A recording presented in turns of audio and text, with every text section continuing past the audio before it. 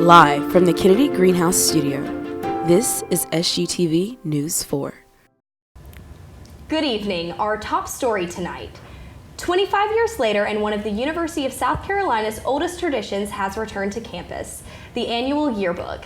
The yearbooks returned, calling themselves the Big SPUR, and will contain images and brief descriptions of the most iconic moments of the students' experience that year. The Big SPUR aims to create a book of members of the Gamecock family can have in their homes and commemorate their time at USC. 500 copies will be printed this year and can be purchased for $60 each. A University of South Carolina student is no longer enrolled after creating and sharing a racist post on social media on MLK Day. The post was a selfie with an inappropriate caption that included a racial slur. The student was expelled from the university and removed from Greek life after the post was spread throughout the USC community online. University President Bob Caslin quickly addressed the matter on Twitter Tuesday and provided clarity on the ethics of USC. He says the post is not reflective of who we are as Gamecocks and is hurtful to many members of our community. One of Broadway's most beloved plays, Wicked, is now in Columbia with shows running from January 22nd to February 9th at Columbia's Koger Center for the Arts. Wicked is said not only to please musical lovers, but will bring in an estimated $15 million of revenue from sales, tourism, dining, and more. Due to recent installations at the Koger Center, Columbia is now able to host a show of this size. Daniel Hempel at the Broadway in Columbia comments, Wicked is the testimony to the growing significance of Columbia as an emerging center for arts and entertainment. The coronavirus has officially spread to 13 countries outside of mainland China, including the United States. The exposure rate to Americans is extremely low, but healthcare professionals are advising people to take precaution. There have been no cases confirmed in South Carolina. Student Health Services recommends washing your hands regularly, disinfecting surfaces, and staying at home if you are sick. Students here at the university are advised to make an appointment in the health center if they have traveled to the Wuhan region of China or have had close contact with someone with a confirmed case. The university welcomed famous comic book writers Roy and Dan Thomas. News 4 reporter Spencer Buckler has more. Since the end of August, the Hollings Special Collections Library has been home to the 4 Color Fantasies exhibit. It showcases comics of all genres and time periods. I mean, this is a collection of 20th century American pop culture, and that's the history of 20th century America, too. 4 Color Fantasies comes to a close at the end of the month, but before it closes its doors, the university welcomed famous comic book duo Roy and Dan Thomas. But the first time I really got her started, I think we were about to leave on our honeymoon. And comic book fans of all kinds showed up to see the people that helped to create Spider-Man, Wonder Woman, Conan the Barbarian, and the Hulk.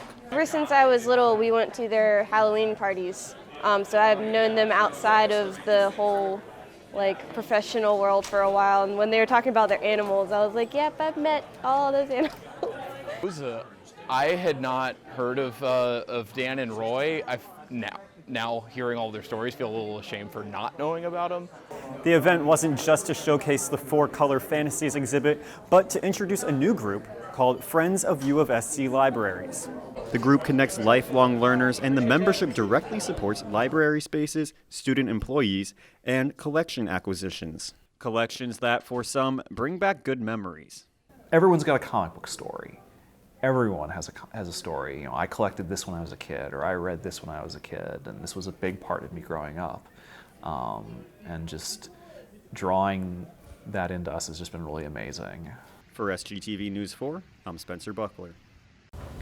Thanks, Spencer. I mean, how awesome is it that those writers were able to come to our campus? I'm sure the students loved it and enjoyed it. It's not often you get to have that personal connection with writers. You know, to have a writer of that caliber, the one that Absolutely. was Stan Lee's successor, Yeah, that's really special that we had them in our midst. Absolutely. Yes. After the break, we'll have Bryce Glenn with your weekly weather.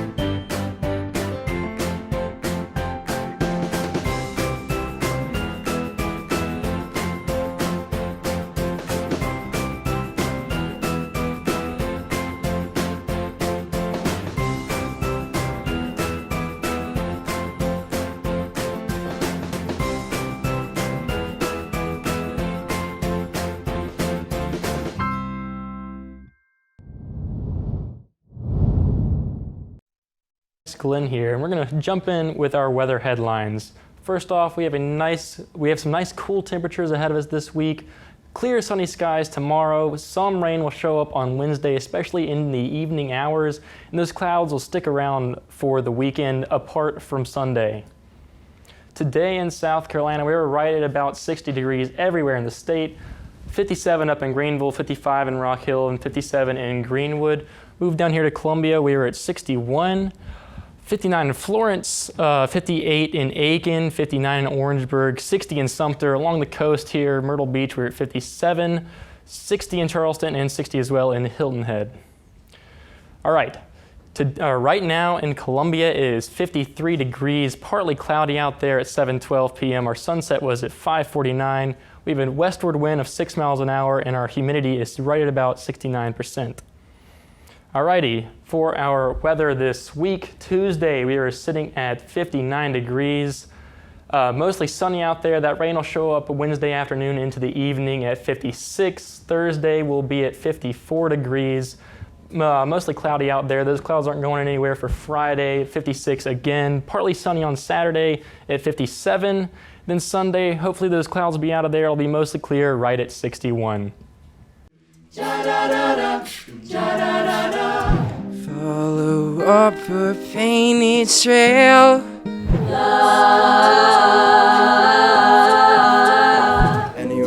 Every week, Been hit by a new performance.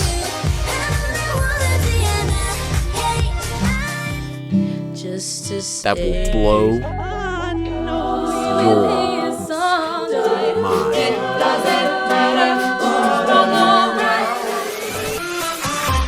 You're watching the Greenhouse Concert Series on SGTV News 4.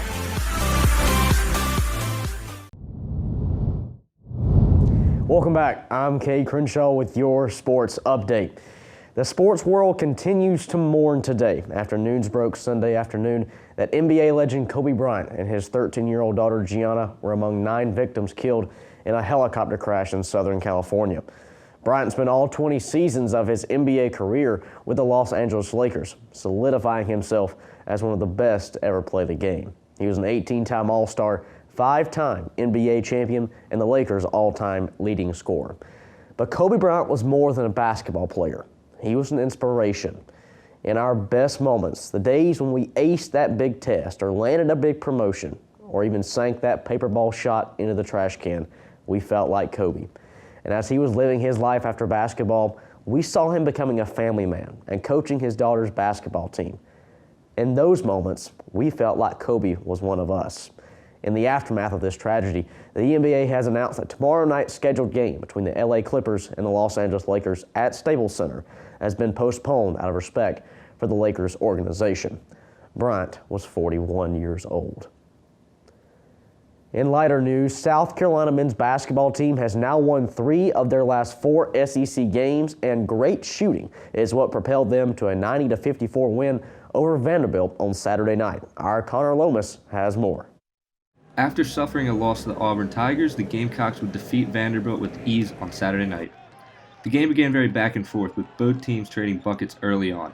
Vanderbilt started hot on the 3-ball, with the Gamecocks responding well in the paint, as well as turning defense into offense and going on a very early 8-0 run. Forward Mike Kotsar would look alive in the paint early on, but wouldn't see many minutes throughout the game as he got into early foul trouble. Justin Minai would play big minutes in this game, tied with a team-high 14 points, and kept pushing the ball off of turnovers, turning defense into offense. Guard Jermaine Cuisinart distributed the ball well today and didn't score big, but it didn't matter as teammates around him stepped up.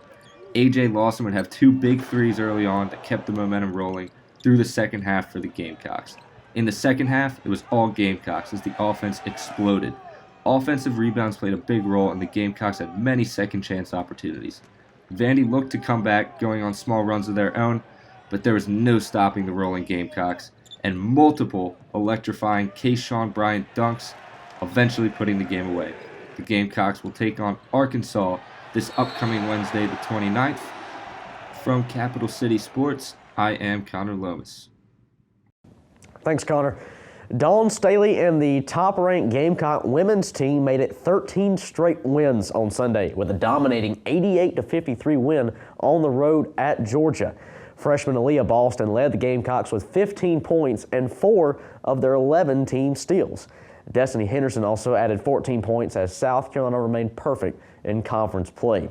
The Gamecocks will complete their 2-game road trip at Ole Miss on Thursday night. And you know, ladies, our women's basketball team, man, are they on a tear? Wow, I mean, I love to see the upperclassmen and the underclassmen kind of coming together and having those underclassmen leading that team as well. You know, they're bringing in the #1 rated recruiting class, and now they have the #1 rated team in the country. The job Dawn Staley is doing and her staff is absolutely remarkable this year. But of course, we can't talk basketball, as I mentioned, without Kobe Bryant. Absolutely. You know, for me growing up as a big sports fan, Kobe was one of those figures that you just idolized. Right. He was I think he was my generation's, you know, Michael Jordan, or he was right up there with LeBron James almost. A true legend.